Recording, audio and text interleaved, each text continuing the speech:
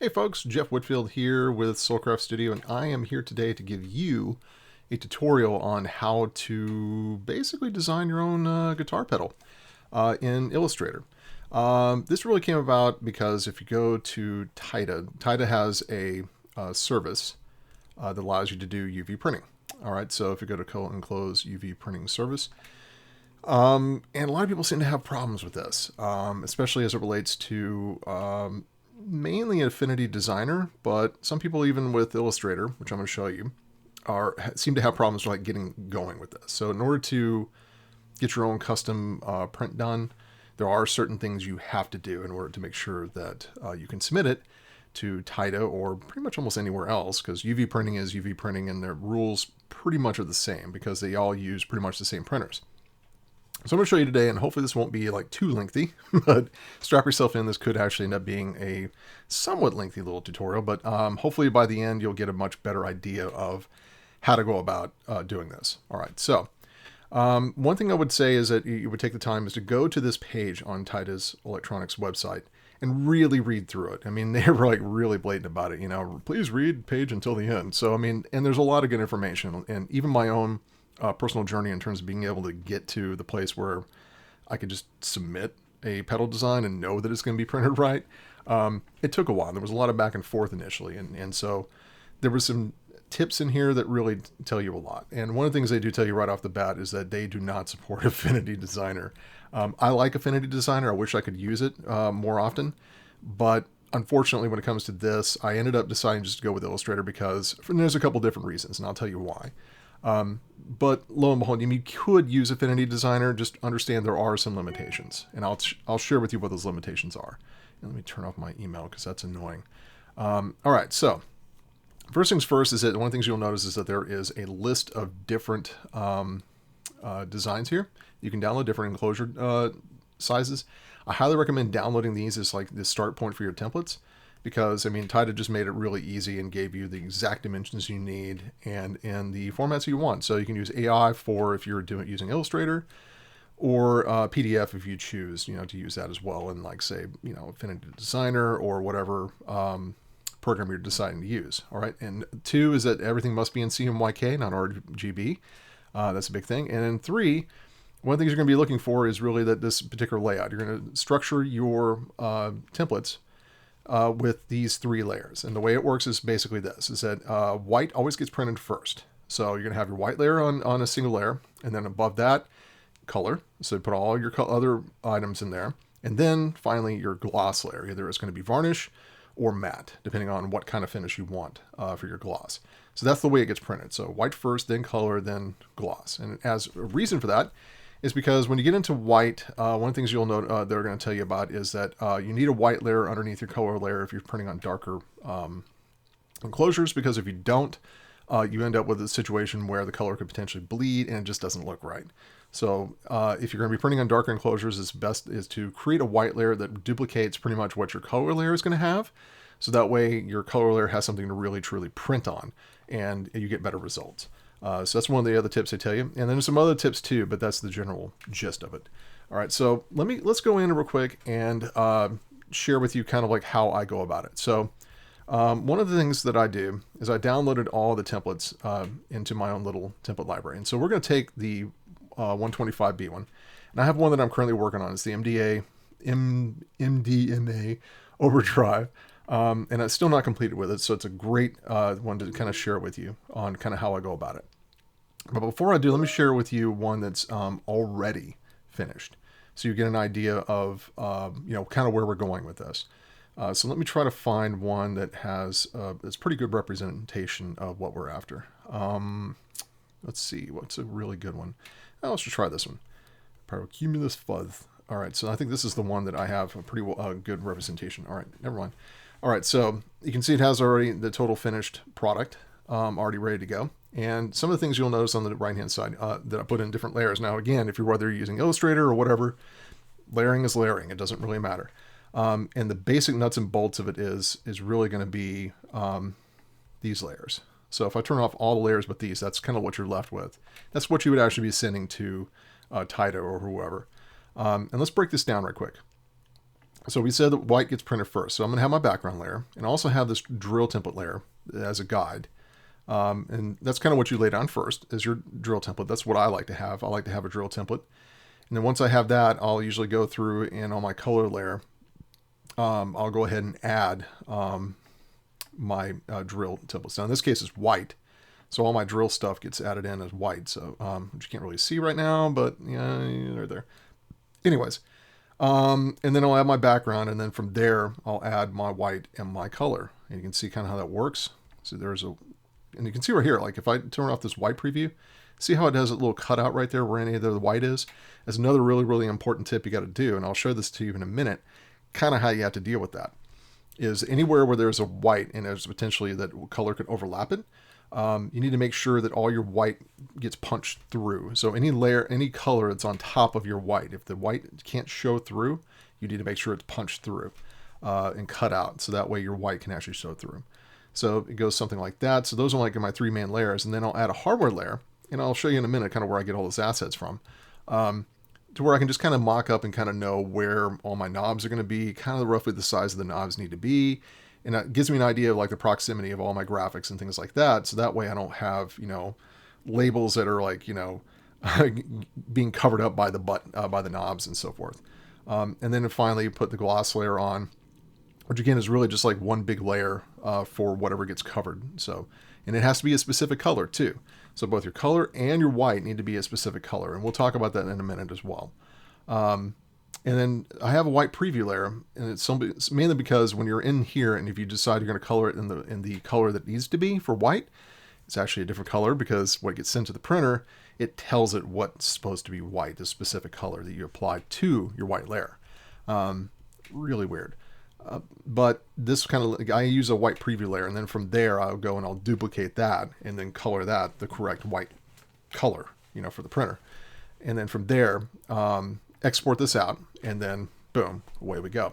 I'll show you here in a minute what that looks like, but for right now, we're going to go ahead and just kind of get out of this. And instead, I'm going to kind of pick up where I left off with this MDMA pedal. But before that, we're going to kind of go through like kind of where I got to, how I got to that point. So we're going to go through and I'm going to go back over here, and we're going to open up this template right here. And it's just a blank template, nothing here. And you can see they already kind of gave you all your different layers. So you can actually just kind of rename and actually, I don't even have to rename that right now.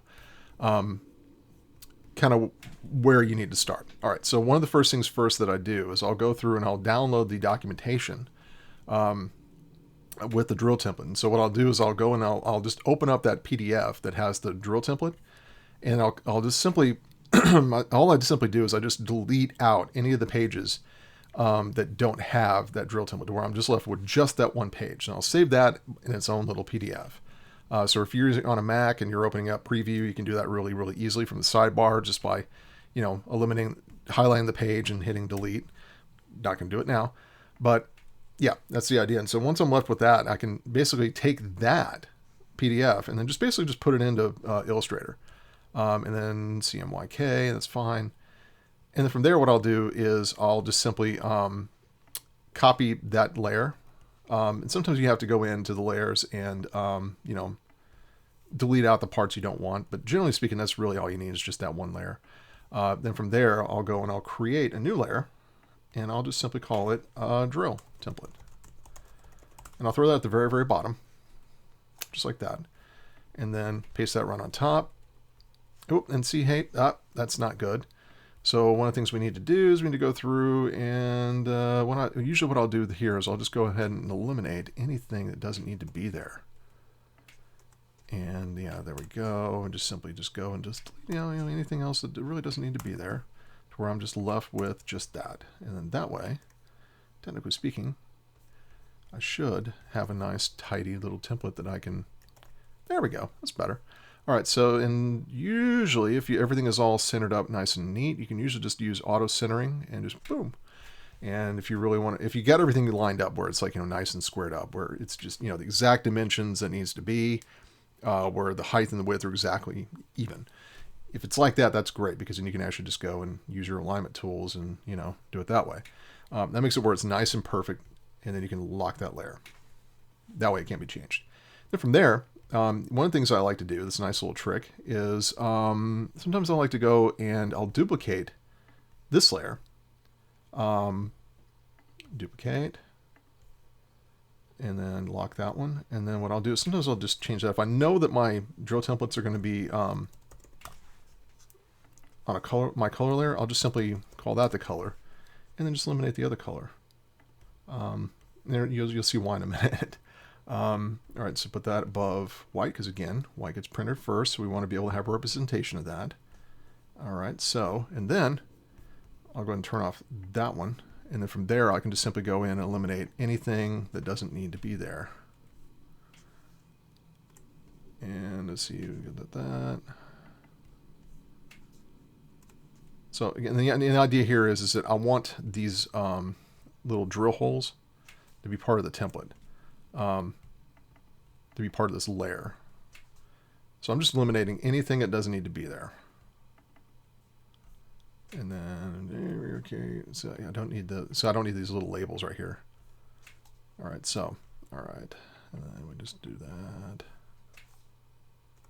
Okay, and then,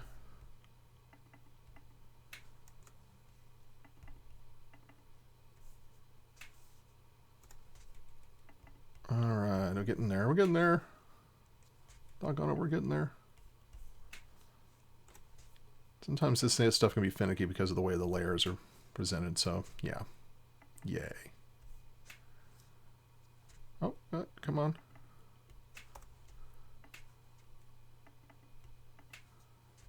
Come on. There we go. All right, almost done.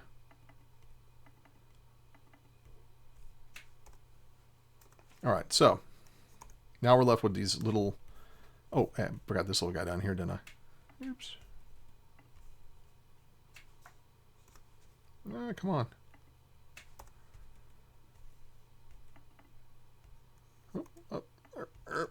Come on.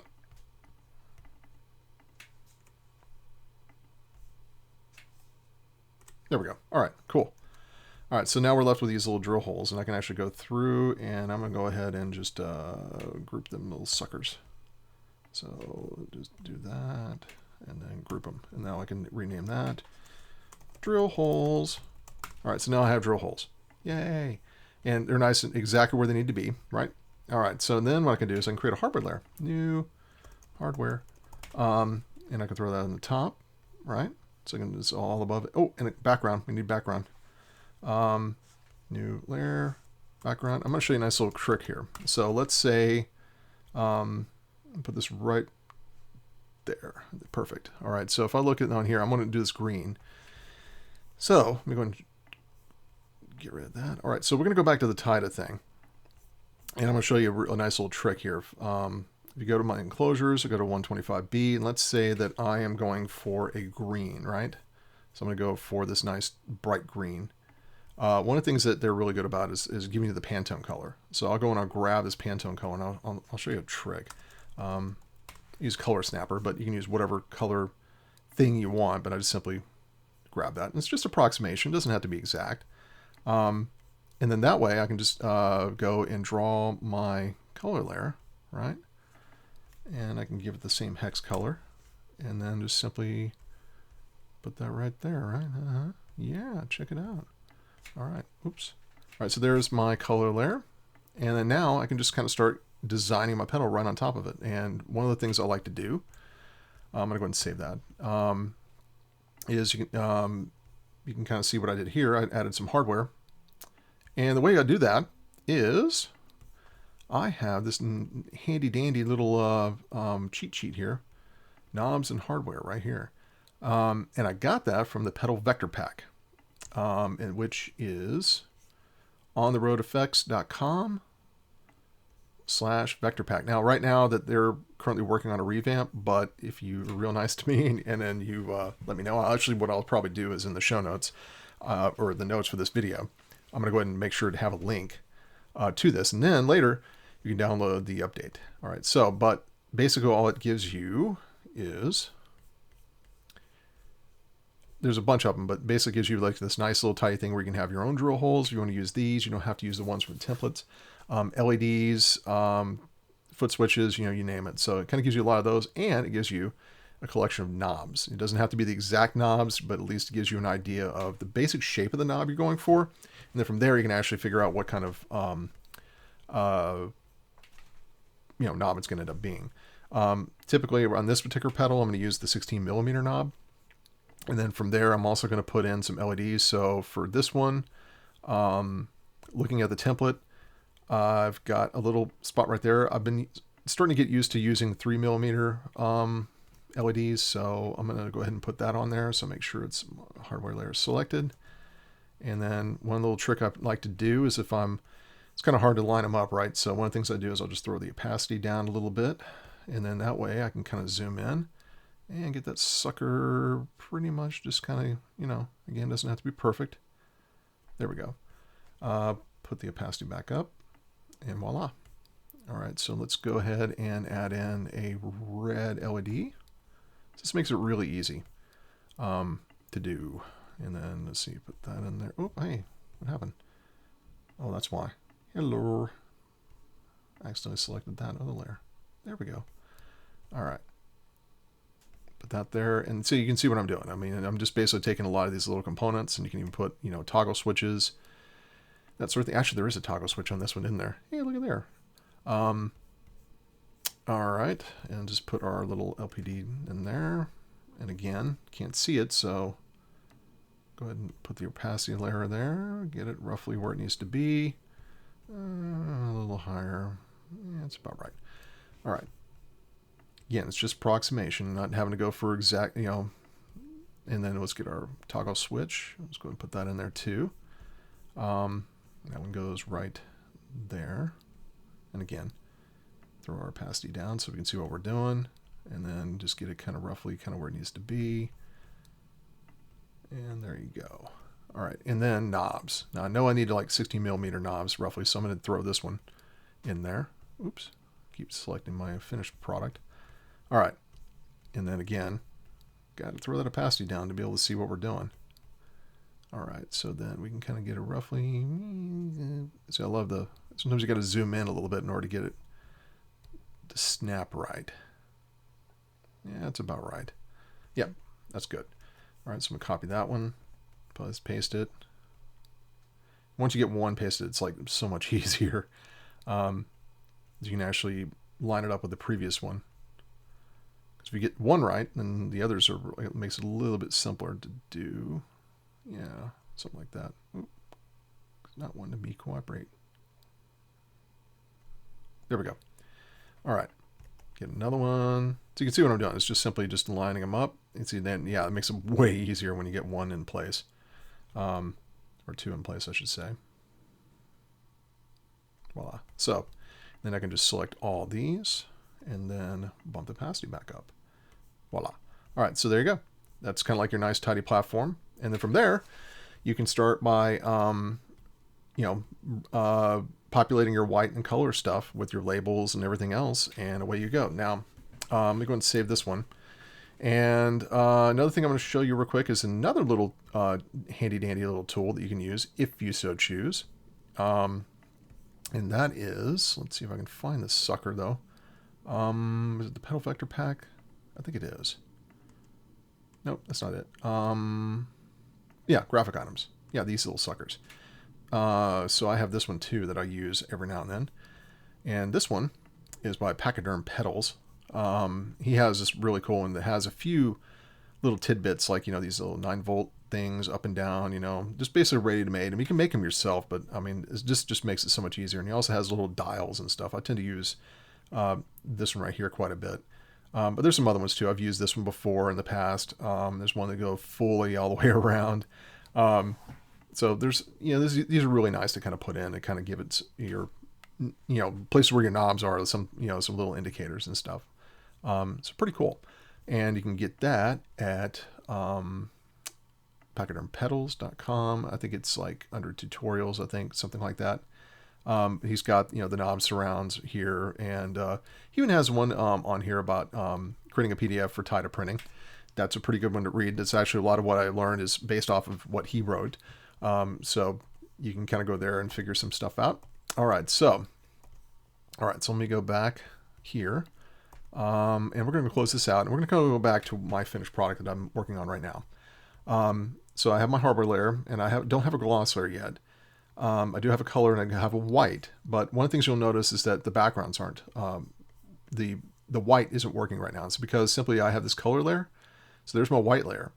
Let me throw the hardware. All right, so there's my white layer. And you can see, I mean, there's all this white and stuff. And if I throw the color on, you can see where I have like this pattern background that's color, and it's overlaying on top of the white layer. Not good, right? And I've been working on this a little bit by a little bit, only because this one's a little bit of a tedious one, but it gives you a good example of like what you need to do in order to be able to make this work. Because we need to have the white punch through anywhere where there's color overlap. And you can see on the top, I've already done it. In fact, if I undo the white, you can see what happens. You can see how it has that little outline where there's a little punched out. That's what we're going for. We're going to literally take our graphics that are overlaid on top. This is why vector graphics are so important with this. Because it ensures everything is going to remain sharp. And it's not that you can't use bitmap graphics on this, through like Photoshop and so forth. It's just better to use vectors, just because everything ends up printing out exactly as the way you want. So throw the white back over, and you can see I got a problem here. Folks. All right, so one of the ways I combat this is I'll pick an element that I know that I want to work on, just one little part. So in this case, we're going to work on just, let's see, let me find one that's like really just way out of whack. All right, so let's just try the A in that. You can see there's like a couple of elements that are overlapping it. So one of the things I'll do is I'll throw off the color, and I'll just take the one part that I want to do. And you can see right now, this is the other thing too, is that I have all this text, and but it's not something I can actually work with as a vector element. So one of the things you need to do, and I'm pretty happy with the layers, I'll just select all the text. And then if you're in, whether you're in Illustrator or whether you're in Affinity Designer, basically the idea is you want to create outlines. You want to basically take your text and convert it from text to an actual object. So we're going to create outlines, and then boom, now they're all outlines. And so now it's something that I can work with, and so I can actually select the A individually. So let's go through and let's find the A. And I'm just going to take this whole group. So this is the MDMA. I'm just going to label that, and I'm going to replicate that one. I'm going to copy it. So we're going to duplicate it. And the reason why, because that way we have this copy of MDA that we can put in our color layer. And then now I can take that, and so now I'm left with the MDA, and now I can work with just this one element inside the color layer, and basically find all my elements. And so one of the things I'll do is I'll find like the part of the template that, because I've got like two different layers, a bunch of different layers. Okay, so I have that one right there is one that has the elements I'm looking for. So I'm gonna throw this down below it. So that way now the A is behind it. And there's a reason for that, because anything you want to punch out, you want to have it behind the layer. So if I go and I select, so we're going to start off, and we're going to actually go through, and I know I'm going to need to do this element right here. So let me select that one. Got that one, and crapola.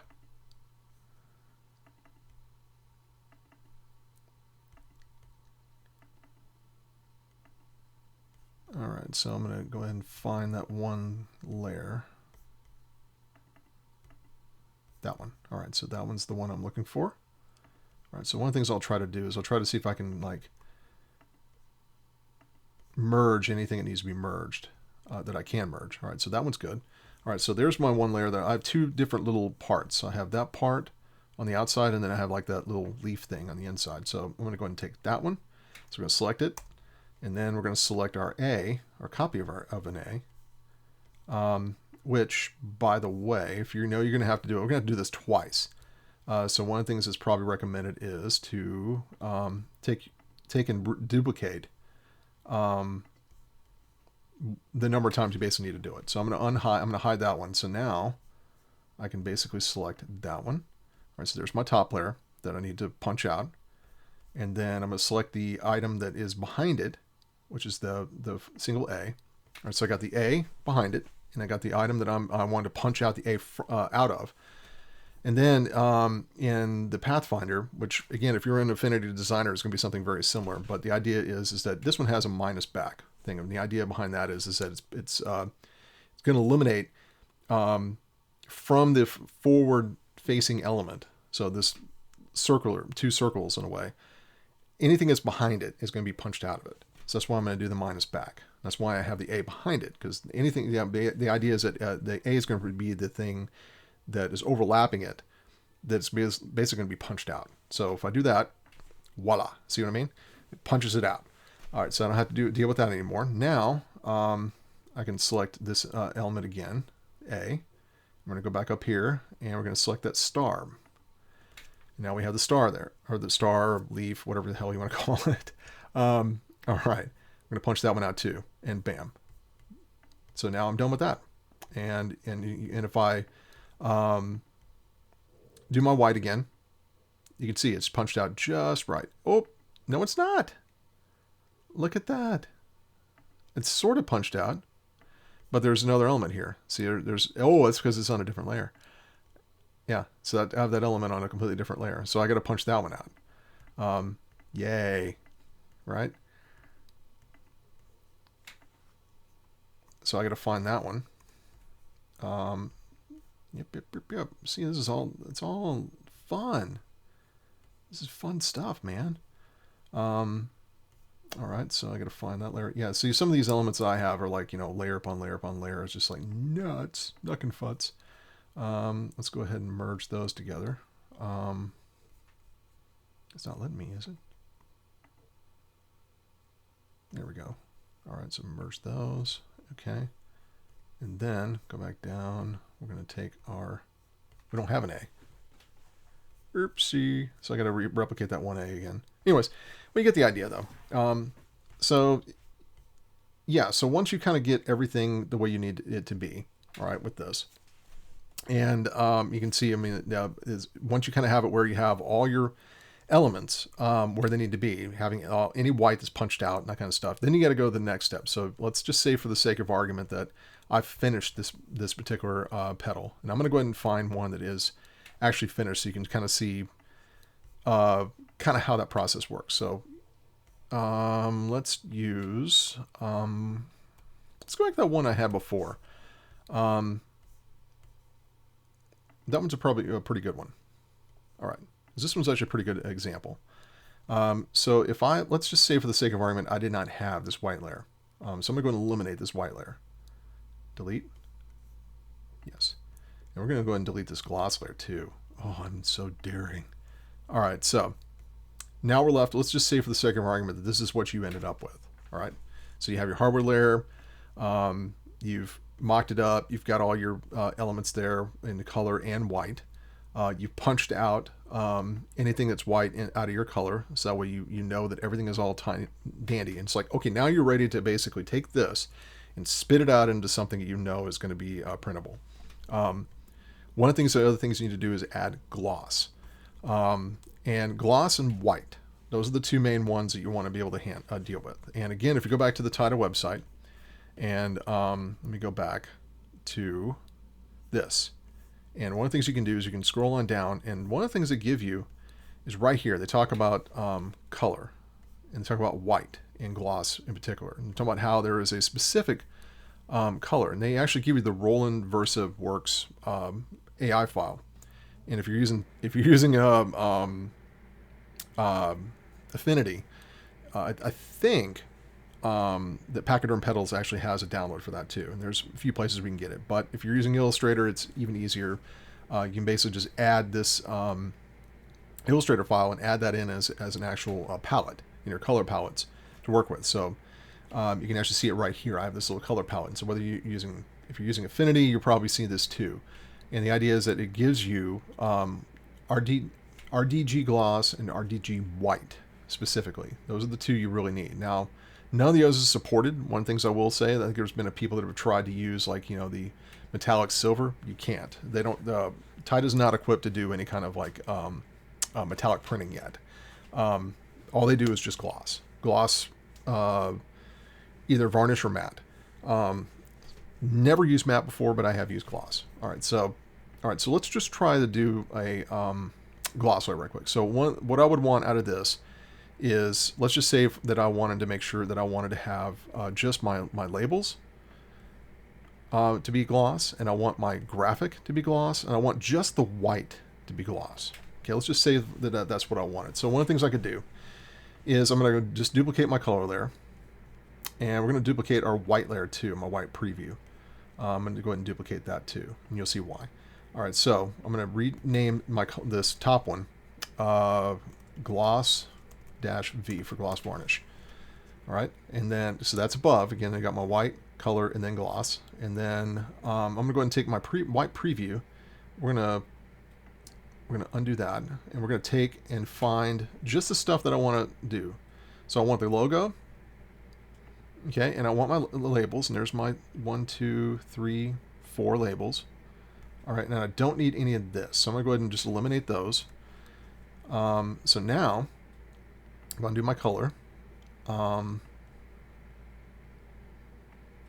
left with those. That's what I'm going to do as gloss. And then for this one, I don't want the color part, so I just want that. So let's go ahead and move these on up into my gloss layer, right? Okay, and now we can eliminate the copy of the copy. Here, delete that. All right, so now I'm left with that. So that's basically what I want to be gloss. Now to do the gloss of this one's like a multi-layer thing. So one of the things I can do is I can just select it and just do a merge where it's just all one solid object. And that's because that's all you need. So with that in place, really all I need to do now is select everything and go to my palette and find my RDG gloss color and make it that. That's all you have to do. You have to make sure that it's on its own layer, and then boom, now you have it in its own thing. Now that's ready. I can actually unselect that, and I can select all my other stuff back, and you can see everything's all honky-dory. Now for your white, to get white ready, all you need to do, I like white preview, that's just the way I call that layer. From there I will actually go and I'll duplicate that layer, and I'm going to call this just white. And I like to put it underneath my white preview just because if I do have the white preview on, it's not going to interrupt it.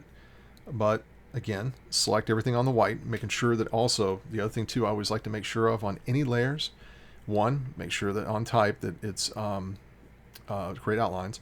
You don't always have to create outlines on your main one. In fact, actually, what I'm going to show you in a minute is when you do the export, when you actually create your PDF, if you do it in Adobe Photoshop, or not Photoshop, Illustrator, you can probably go and do all your flattening and all that fun stuff in that PDF instead, if you so choose. It's part of your process. However you want to do it, entirely up to you. But the other thing too you want to make sure of on objects is that your paths, that you outline your strokes. And so anytime you have any kind of like outlines, like if you're using like borders and things like that, I highly recommend that you go ahead and outline your strokes, so that way you don't have any strokes anymore. They're all actual objects instead. That just makes it easier for the printer to understand, because otherwise what may happen is that if you go to send it to the printer, depending on how it gets picked up and sent over to the printer itself, your strokes may actually, for instance, let's say you give it a stroke that's like some weird dimension like 1.25 or 1.75 or something like that. You might end up with a situation where it'll round it up to 2 or 1 or down to 1 or something like that, and then your strokes aren't off. So it's better just to go ahead and convert them to paths anyways. It just makes it easier. And it ensures that whatever gets sent to the printer and however it prints, that it does it the way it's supposed to. So everything should be objects, really, at the end of the day. All right, so got all my white. Now I can do the same thing. So instead of gloss, we do it RDG. I always want to say RBG. And then boom. So there you go. You can see that what that looks like. Everything is in that specific color that tells the printer this is white. All right, so from there, and I can actually turn that off, turn that back on my preview, so that makes it where I can actually see white when I'm actually looking at it. All right, so this is my finished product. And I can actually save this. And so from there, I got a finished product. I got something I can actually send to the printer. Question is, what do I send? All right, well, one of the ways I deal with that is I have the saved copy. Usually what I'll do is I'll make a copy. Well, one, I like to do export. So I'll do an export. Usually I like to just throw an export in in a PNG format, like a flattened PNG, so I can actually have a preview of what my finished product might look like. So that's always kind of fun. Then from there, I'll actually create a copy. So I'll save a copy and in this case, in Illustrator, I like to use Adobe PDF. And the reason being is because it keeps it in a format that Adobe Illustrator understands. So it maintains all the layers and it maintains them where they're all editable. So it's like maintaining an Illustrator file, but as a PDF instead. Kind of cool. And it makes it where that PDF can be opened up in pretty much anything. Acrobat 7 or higher. So it maintains the compatibility while keeping it, preserving all the ability to actually edit it. So saving that PDF is really kind of cool because once I have that PDF, now what I can do is I can still keep my AI file, my main file, and if you're in Affinity, as an Affinity file. So getting that PDF means that now I can actually open up that PDF. Now I'm actually in the PDF itself. And now what I can do is I can go in and I can unhide all the layers that need to be and literally eliminate and delete any and all layers. This is something that is required. You can't send it over to Tita any other way. So you have to eliminate all the layers and unhide any of the layers that are required. So I'm eliminating everything except for the 3 layers that are required, which is my gloss layer, my white layer, and my color layer, and they have to be in that order. It has to be white at the bottom. That's the first thing that gets printed, then the color, then the gloss. And that's exactly the way it should be. So I can actually verify this, and it's kind of hard to see the white layer, but there you go. So I know that there's going to be my white. White's going to go on, and then gloss, color on top, and then gloss. So that's exactly what you can actually see the difference in the colors right there. So that right there, when I save it, that's exactly what I send over to Tita. All right, so what does that look like if I go to send it to Tita? Well, one, they like for you to use Google Chrome. I don't know why.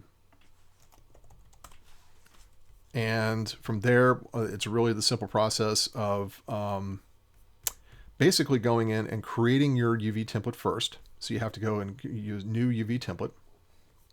And then if you're going to upload a new thing, give it a name, what enclosures type it is. Well, it has color layer. Do you have any data in the color? It's like they pretty much just tell you what you need to know. Yes.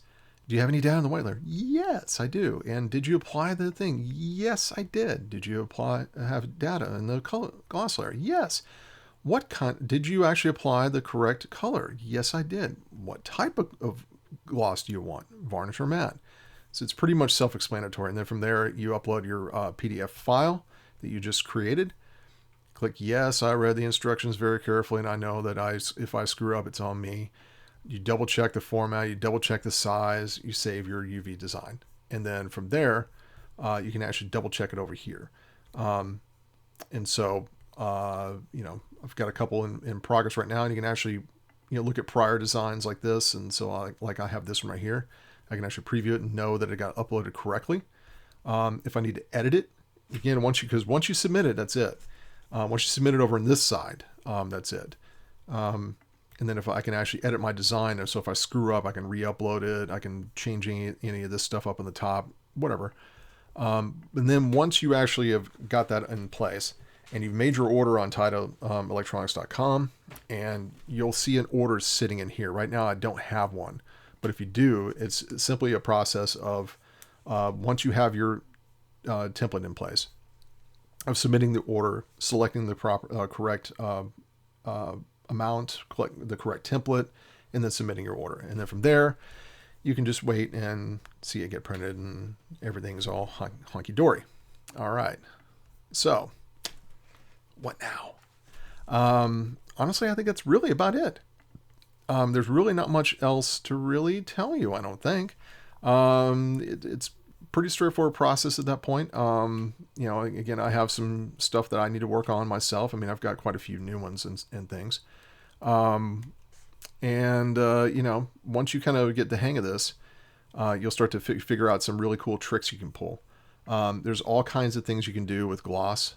for instance. You don't have to put gloss on just elements that you want to see, bright. Gloss is kind of a neat trick because it in a lot of ways it can make labels and things kind of pop off of your enclosures a bit. There's other like really cool tricks where you can do an effect where you can put gloss in areas where there's like not really anything there really. So it basically becomes a thing where in the light, it can actually you can do designs with just gloss alone, and where there's not actually anything printed except for the gloss. So you can do like a really cool layering trick with that. So as a designer, there's a lot of really cool things you can do with just gloss alone. And I would be kind of curious to see like what you can do with matte, especially with matte gloss. If there's anything that you can do with that maybe hasn't been done before. So at any rate, if you have any questions, be sure to make some comments in the video below. Or another thing you can do is just go. I'm usually on the forums on Pedal PCB. You can see me kind of romping around there, so be sure to, there is a thread that talks about Tayda UV Printing, so you can actually ask questions there. I'm going to be posting this video on that forum post as well, so you can always ask questions there as well, and we can kind of keep this thing rolling, and that way, if anybody has any questions, I might do a follow-up video and answer maybe some of those specific things that people are having problems with. Alrighty, and until then, you guys stay safe and have some fun designing some cool new pedals. Hey folks, one thing I forgot to mention is the limitations of Affinity Designer. So what I wanted to do real quick is I wanted to show you a couple that I actually did in Affinity Designer early on, and what that actually looks like, at least from Tita's point of view, because that's the thing, is like they may receive these things and it may not exactly look the way that you would expect. So I have a few in here that I did in Affinity Designer. Yeah, right here. So I had this Photon Vibrant Tone. This was like the initial one I think I sent them, and it was totally foobar. So like, if I have, so this one is Affinity Designer. Let me open it up so you can kind of see what it looks like. All right, so come on. Open. Yeah, so I have this one template that I sent them. It looks kind of like that. You can see, I mean, it looks, for all appearances, it looks like it has all the correct colors, right? And I thought I had all the correct stuff because I had, my gloss, it was selected, my white was selected, my color was selected. I exported out, the file as PDF. Don't export hidden layers, blah, blah, blah. I had, everything I thought was correct, right? And for the most part it was, except I wasn't punching out my white off the color. So yeah, so that was a problem. But there's more to that though, because like if I take this same template and I throw it in Illustrator, because if I throw it in Affinity Designer, that's the funny thing, is that you look at that and you think, oh yeah, it should work, right? For all intents and purposes, you think, oh, this should work, because it's like if I take the same template and I throw it in Affinity Designer, and I open it up, and go, look, see, my layers, they're there, right? Yes, for Affinity Designer. That's the thing. It's a file that was created by Affinity Designer. So, but there's some little, PDF is a weird format for one. But if I take the same thing and I put it into Adobe Illustrator, which is what Tita's end up using, right? And they're going to read this PDF, and this is what they're going to see. All right. So they're going to see this, but look what happens in the layers. Every single layer just gets compiled. All the layers end up being like every single layer in yours that's a secondary layer ends up becoming just a top layer. So it ends up looking like this. And that's a problem. And the reason why this is a problem is because you have to think about it from their perspective. If there's a problem with this file, there's a problem with your print job. It's up to you to have to fix it, for one. Fortunately, the printer, when they send it over, will pick up on, what's considered white and what's considered gloss and all that stuff. And if you have all your layering properly, it should work, technically speaking. And then the other problem is too, is if you look at it's like if I go to the top layer, right, and I look at the dimensions of the file itself. Let's see, edit artboards. You can see right here, 175.92331.68. So it's not exactly the dimensions that it's supposed to be for the canvas. A little off. So that's the other thing too, because they're opening these things up in Illustrator to get sent over to send to the actual printer itself. And so that's kind of a problem. And so if there's any problems with it, and if there's anything that they potentially could fix for you on your behalf, they can't. So they have to throw it back at you and say, here, fix it. And that's a problem, because the whole thing is just, if you have color that's overlapping your white and that sort of thing, they can't help with that. Nor can they go color correct anything here, because technically speaking, that color should be the same color, which it is in this case, but sometimes some people get it wrong. And so that's kind of one of the limitations of using Affinity Designer, is because if you send that resulting PDF over to them, there's always that potential where basically they're going to open it up in Illustrator and it's just not going to work right for them. And that's why they have that, thing. They just don't have the time to deal with it. So, if you have something that's like a really complicated thing, if it's not very, if it's not really simple, if it's relatively complicated, and I have a tendency to have somewhat complicated designs, it's better to go ahead and maybe toss that over to someone who does have Illustrator, and maybe see if it make sure that there's not any problems, and that maybe they can actually take some of the layers and group them up properly and do a proper export of an Adobe PDF that they can send to Tita. That's one way of doing it. Or, one other way you can do is just download a trial of Illustrator and just use it for whatever you needed to use it, and then be done with it. So that's the other thing too. So anyways, I just wanted to make sure and in that video with that, just to let you guys know, about that, because I forgot to mention that. So anyways, that's all I wanted to say, and you guys have fun. All right, later.